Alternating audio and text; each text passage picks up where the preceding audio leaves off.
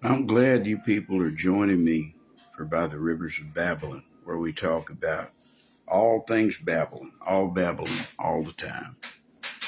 The purpose of this program, the porpoise, the dolphin. No, the purpose of this program is to educate myself and the rest of us, you all, about what Babylon was, what it is, and what it will be. Religion began in Babylon, it will end with Babylon. Rebellion against God began with Babylon. It will end with Babylon. That's what the Bible teaches, and I plan to demonstrate that over these many evenings. Chapter 13 and 14 of Isaiah, you see, many years before Babylon was even a world power, Isaiah prophesied their fall. And I read you yesterday John's description of the actual fall of Babylon in Revelation chapter 17 and 18. And so I think it's instructive that we look here and say that well over 100 years before Assyria fell and Babylon became the world power, Isaiah was predicting the destruction of Babylon, which actually has not happened yet. It's still there. At least it's never happened in the way that Isaiah describes it, since there are no contradictions in the Bible whatsoever. Then this means that these things will be fulfilled at some point in the future. So Babylon has a future. That's why I'm always saying what Babylon will be.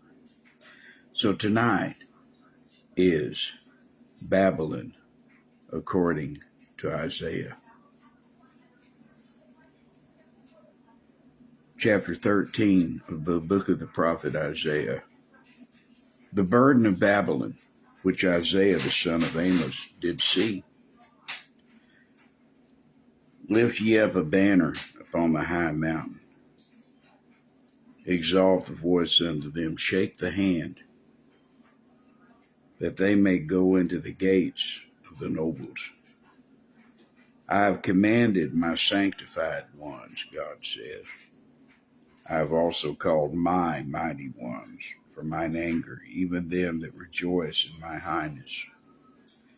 The noise of a multitude in the mountains, like as of a great people, a tumultuous noise of the kingdoms of nations gathered together. The Lord of hosts mustereth his host of the battle. God's gathering his army to destroy Babylon. This is the burden of Babylon. They come from a far country, from the end of heaven, even the Lord, and the weapons of his indignation to destroy the whole land of Babylon. Howl ye, for the day of the Lord is at hand. That's at the end of the great tribulation, the day of the Lord, the time of Jacob's trouble, the day of the Lord. In that day, it shall come as a destruction from the Almighty. Therefore shall all hands be faint, and every man's heart shall melt. And they shall be afraid. Pangs and sorrows shall take hold of them. They shall be in pain as a woman that travaileth. They shall be amazed one at another. Their faces shall be at flames. Behold, the day of the Lord cometh, cruel both with wrath and fierce anger, to lay the land desolate. What land? Babylon. And he shall destroy the sinners out of it. This whole deal is directed toward Babylon. This is the burden of Babylon, which Isaiah the son of Amos did see. Isaiah is writing this around 740 to 760 BC.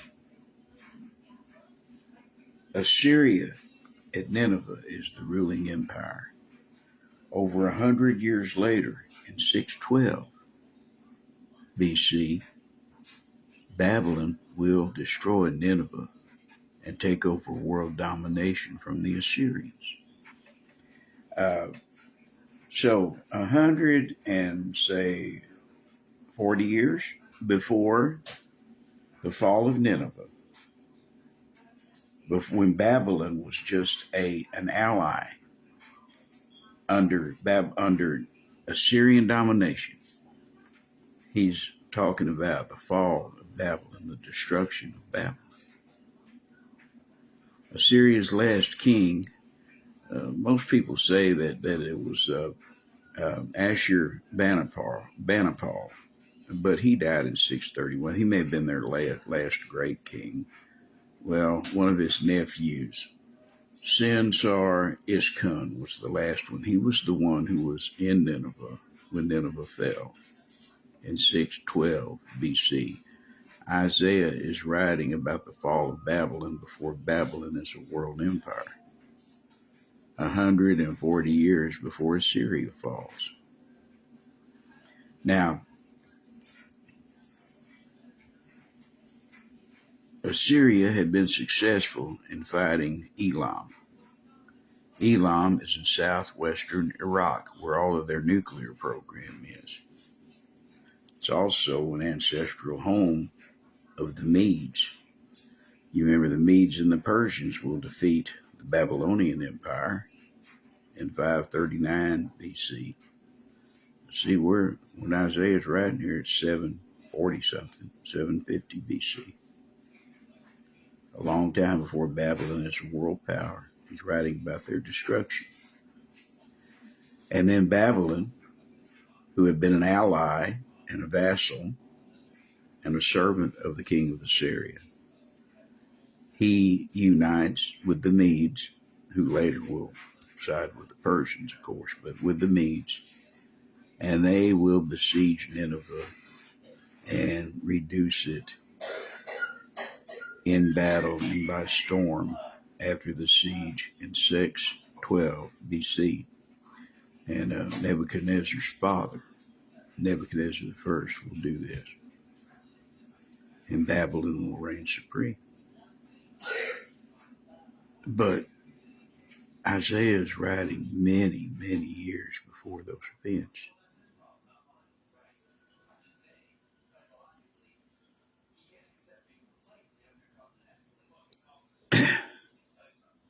Behold, the day of the Lord cometh, verse 9, cruel both with wrath and fierce anger. Chapter 13, Isaiah, verse 9. To lay the land desolate, Babylon. You shall destroy Babylon, the sinners thereof, out of it. For the stars of heaven and the constellations thereof shall not give their light. This happens in the day of the Lord. Remember Joel, the book of Joel, where the moon shall not give her light, and the sun shall not give his light, and the moon shall fall. The sun shall be darkened in its going forth. The moon shall not cause her light to shine. And I will punish the world for their evil. Not just Babylon. That God is going to punish the whole world for the evil of Babylon. Why? Because the rebellion began in Babylon under Nimrod, not long after the flood. Nimrod was the great-grandson of Noah. That's how close it was to the flood. And that's how close Babel was to the flood, where they rebelled against the Lord and would not obey and started their own religion. Religion began at Babylon. It will end at Babylon. Rebellion against God began at Babylon. It will end at Babylon. Here's the proof. It says, and I, God, will punish the world for their... God is going to punish the whole world for Babylon's evil, because the whole world has drunk of the wine of her fornication. The whole world has become a slave to Babylonish ideas. The whole world is a slave to the religion and the rebellion against the God of glory. That's why God will punish the whole world for the evils of Babylon. Isaiah 13, verse 11. and the wicked for their iniquity. So you get punished for your own iniquity. You're not only getting punished for your own sins, you get punished for the sins of Babylon. Now, how do you like that? Come to Christ now. Don't leave it up to the devil, because he's going to lose, and he's a liar. Choose Christ today. Humble yourself before him. Say, Lord, I'm sorry that I'm such a sinner. Please save me. Whosoever shall call upon the name of the Lord shall be saved. And take up your cross daily and follow him. It's the only way to avoid the retribution of the Lord. Good evening, Rick. And I will cause the arrogancy of the proud to cease, and will lay low the haughtiness of the terrible. God is still talking about Babylon. Isaiah 13, verse 12, I will make a man more precious than fine gold, even a man than the gold wedge of Ophir. Therefore I will shake the heavens, and the earth shall remove out of her place in the wrath of the Lord of hosts, and in the day of his fierce anger. It's at the end of the tribulation when Babylon will come into remembrance. Alas, Babylon, that great, that mighty city is fallen, that great city.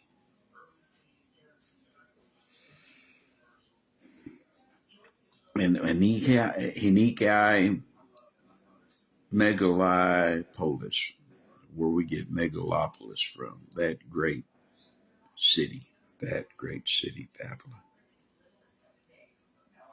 And it shall be as the chased roe, that's a deer, and as a sheep that no man taketh up. They shall every man turn to his own people, and flee every one into his own land. Let us out of here. We're not only getting punished for our own sins, we're getting punished for the sins of Babylon. Come to Christ today. You don't have to give this another thought except to just know it, because it's the word of the Lord. I like knowing what's going to happen next. I got a big old Bible that tells me what's going to happen next. I only have to read the newspaper. I can look out the window and tell you where we are in the Bible. That's all I need to know. When the wickedness is up to our neck, the time is near.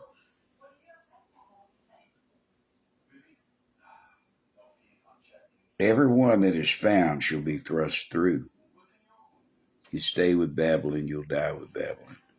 Come to Christ today. And every one that is joined unto them shall fall by the sword. You don't have to be as bad as Hitler to suffer the fate of Hitler.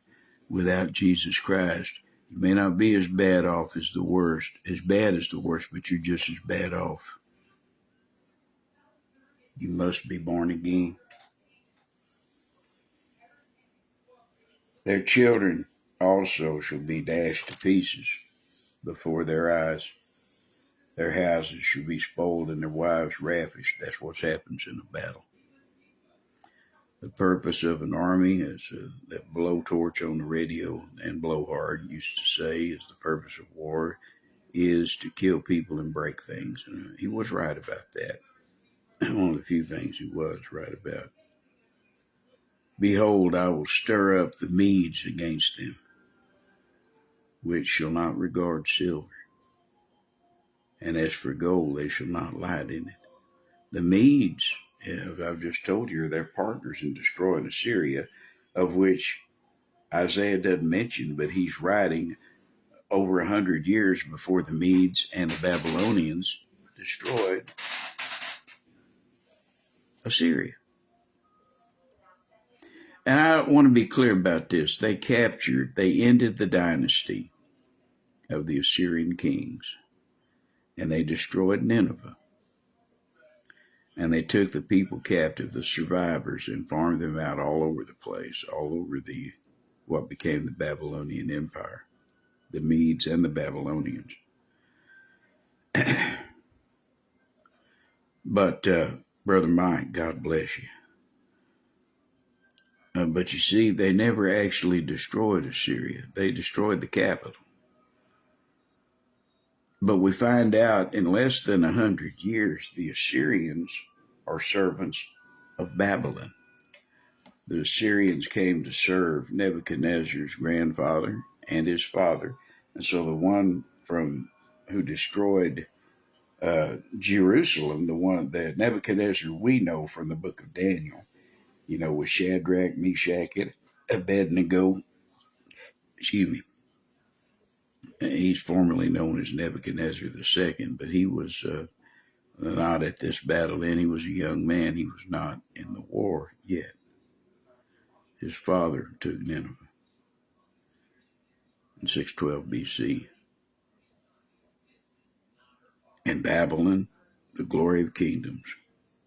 Oh, I will stir up the Medes against them, which shall not regard silver, and as for gold, they shall not delight in it. Well, it was the Medes who allied with Babylon to capture and destroy Syria. Then later on, roughly 100 years, a little less than 100 years later, in 639 BC, the Medes will leave Babylon and join up with the Persians, modern day Iran, and they will capture Babylon and become the next world empire, the Medo-Persian Empire. So maybe they're kind of like Hitler. Hitler was an ally with Russia, and then he attacked Russia. You don't know. It happened over a period of years, but I will stir up the Medes against them, against Babylon, which shall not regard silver. As for gold, they shall not delight in it. Their bows also shall dash the young men to pieces. Travis, God bless you, son. I hope your back is better. And they shall have no pity on the fruit of the womb. Their eyes shall not spare children. And Babylon, the glory of kingdoms, the beauty of the Chaldees. It's where Nimrod began his kingdom. That's where religion started with Semiramis and Tammuz, the mother-child cult of the witch, which infects all religion. The great whore, the mother of harlots, Mystery Babylon the Great. It began there. It will end there. It's where Father Abraham was from. God told him to leave Ur of the Chaldees, the Babylonian Empire, in the land of Hammurabi, Mesopotamia, the land between the two rivers. Of course, Babylon was further to the south on the Euphrates, and Nineveh was far to the north on the Tigris. When they come down, they flow within just a few miles apart. The land between the rivers, that's where civilization began. It's called the Fertile Crescent. And Babylon, the glory of kingdoms, the beauty of the Chaldees' excellency, shall be as when God overthrew Sodom and Gomorrah, except that hadn't happened yet. Cyrus, who was a general in Darius' army, Darius was the Mede that was leading the battle against Babylon the city. Cyrus had his men dam up the river, and they walked under the wall and took Babylon without a fight.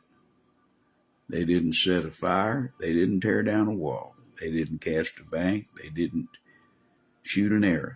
They captured the royal family and all the rich people and the higher-ups, and they slaughtered them there on the pavement of their temple and palace of Babylon.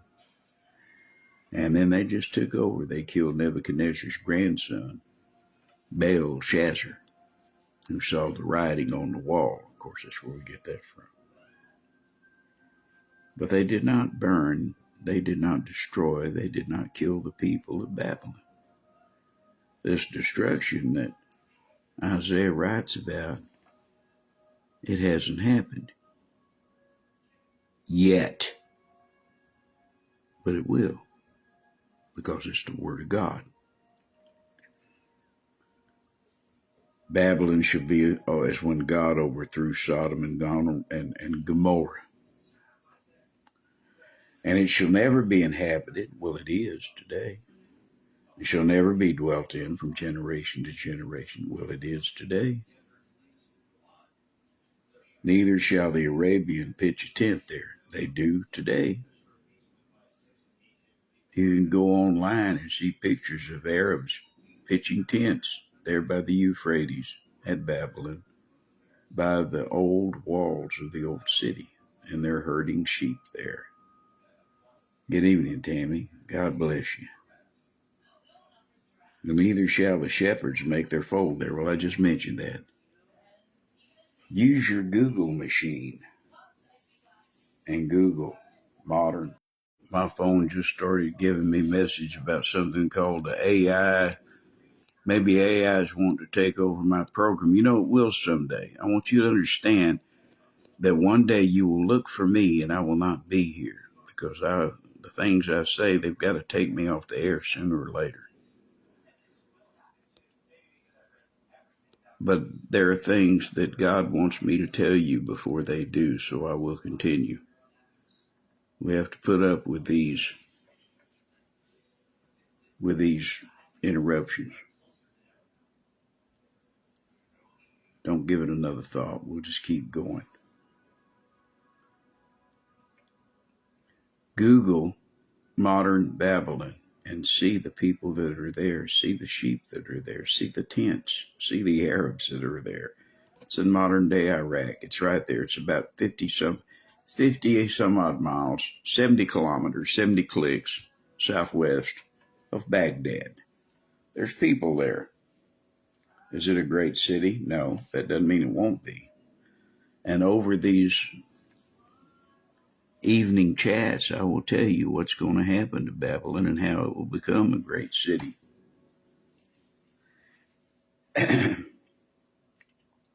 Verse 21, chapter 13, Isaiah. The wild beasts of the desert shall lie there, and their houses shall be full of doleful creatures. And owls shall dwell there, and satyrs shall dance there. The wild beasts of the islands shall carry in their desolate houses, and dragons in her pleasant places. Who's that old dragon? He's the devil. That old dragon called the devil and Satan, which deceiveth the whole world. That's Babylon. And her time is near to come, and her days shall not be prolonged. But they have been, you see. God doesn't lie. What he says is going to happen will happen. It just hasn't happened yet. Chapter 14. For the Lord will have mercy on Jacob, and will yet choose Israel. He wrote this when Israel had just within 30 years of being captured by Assyria. That's when Isaiah is writing these words. But he says that Israel, God is going to set them back in their own land. That hadn't happened yet. The northern kingdom, which was captured by Assyria in 732 BC, has never returned.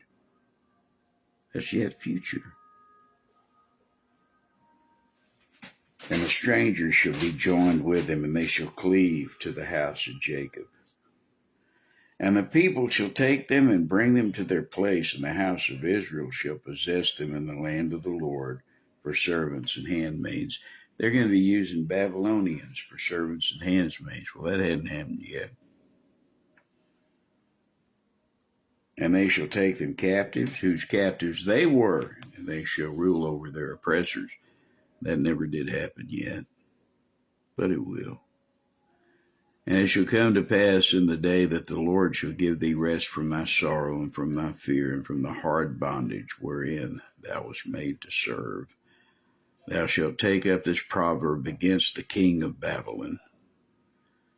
When Isaiah wrote this, Babylon was just a dependent province of the Assyrian Empire. It wasn't a great world power yet.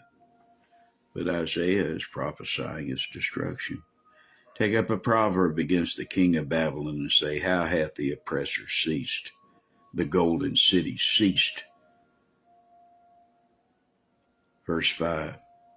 The Lord hath broken the staff of the wicked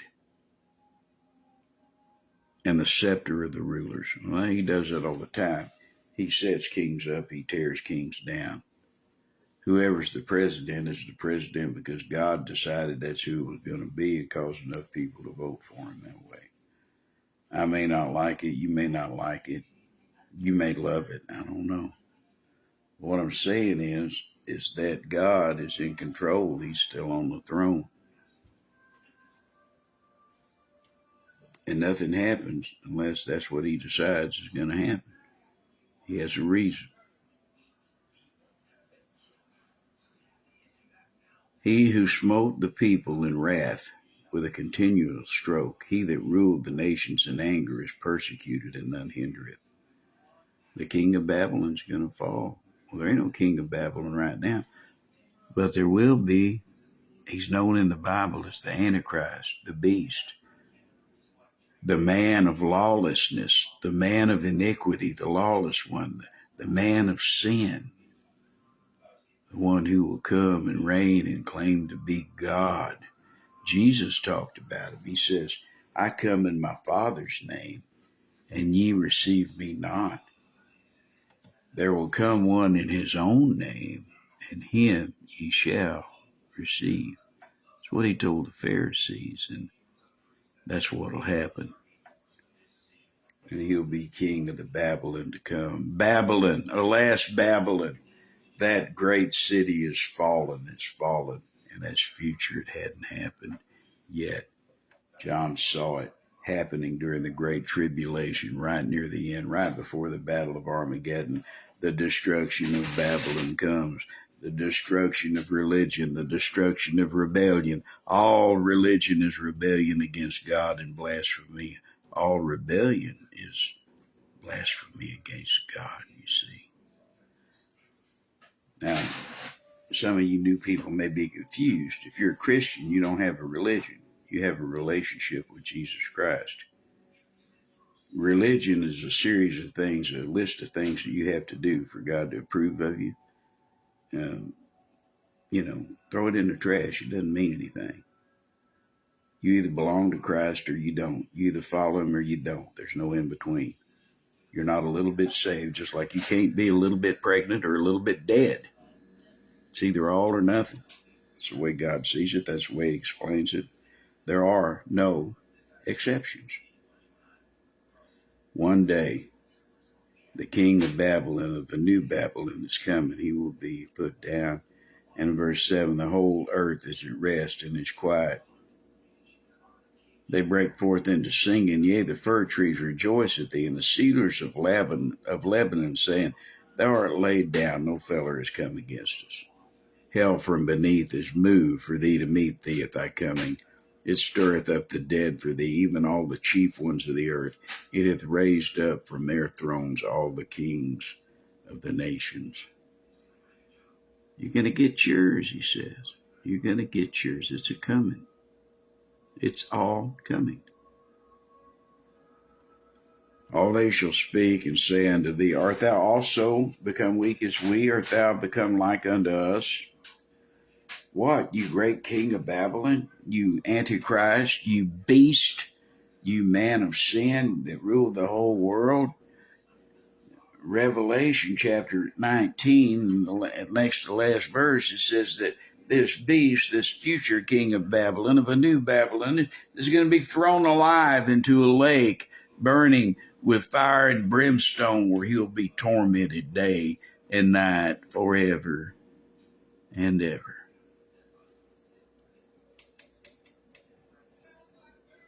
Are you the one? Are you weak like we are now?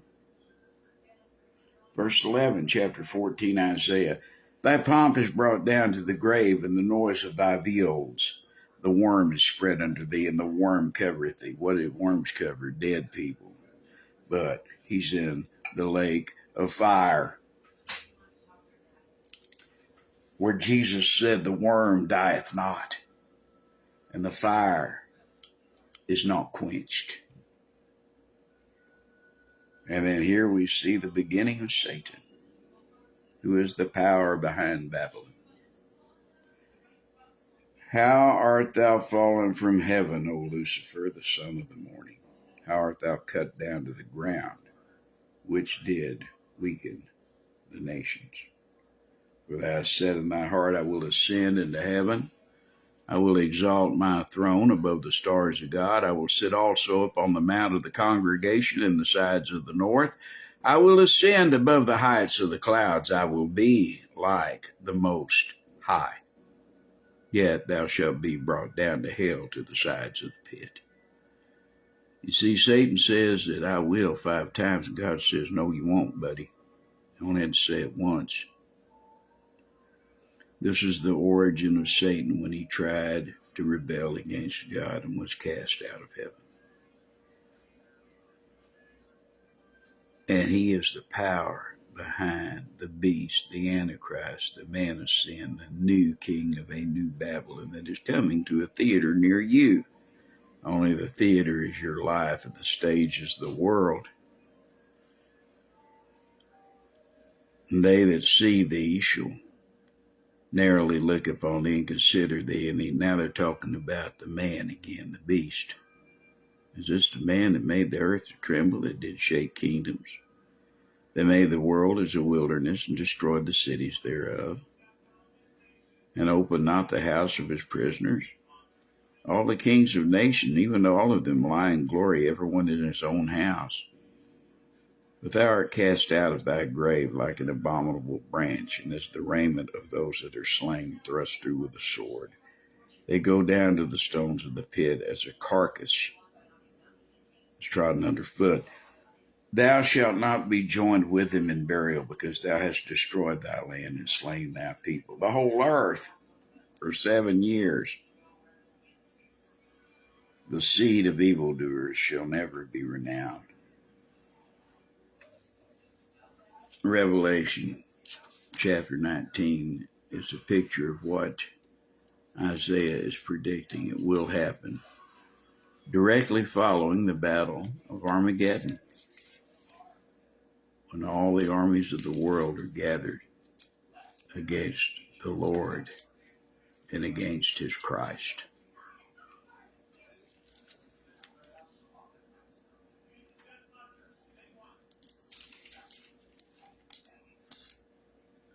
Verse 20, at the end of the battle, and the beast was taken, this new king of the new Babylon. The beast was taken, and with him the false prophet that wrought miracles before him, with which he deceived them that had received the mark of the beast, and them that worshipped his image. These both were cast alive into a lake burning with brimstone. Isaiah 14, verse 21, prepare slaughter for his children. This is the judgment of Babylon.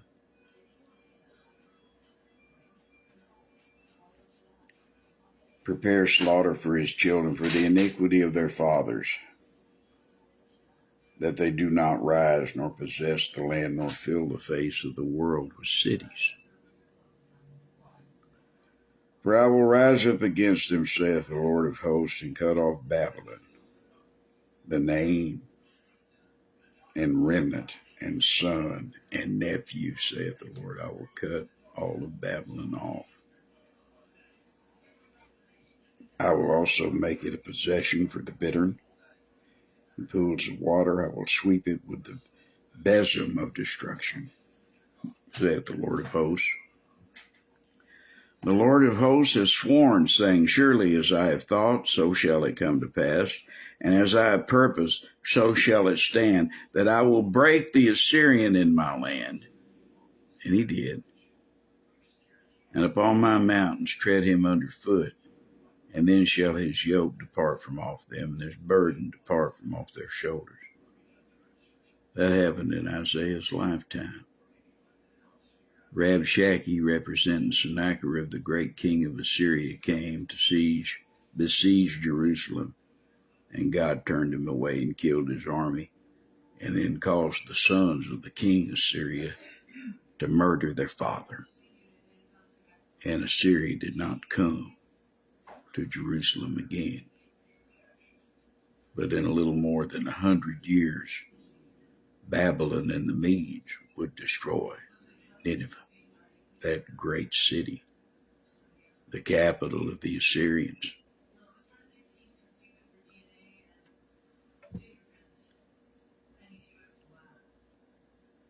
This is the purpose that is purposed upon the whole earth, not just on Babylon, you see.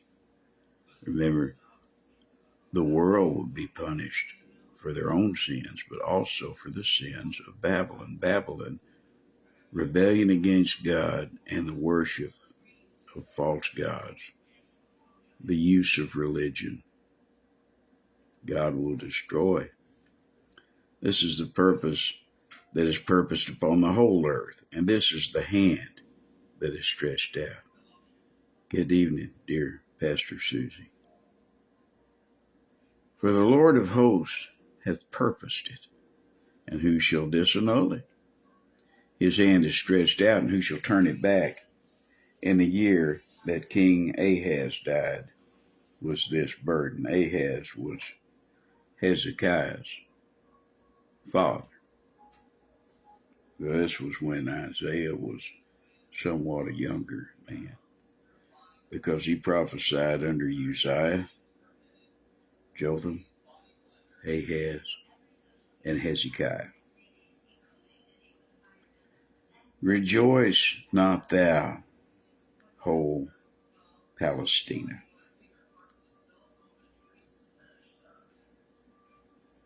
Now this is what the Romans called Judea after 125 BC, started by Hadrian. Their enemy was the Philistines, so he called them the Latin word for Philistine, which was Palestine, or Palestina, or Palestia, same as Philistines, Philistia. Rejoice thou not, whole Palestina, because the rod of him that smote thee is broken. For out of the serpent's root shall come a cockatrice, and his fruit shall be a fiery flying serpent. In other words, Assyria would be gone, but Babylon would be worse, and the Medes would be worse, and the Greeks would be more powerful, and finally the Romans would be worse, the worst of all.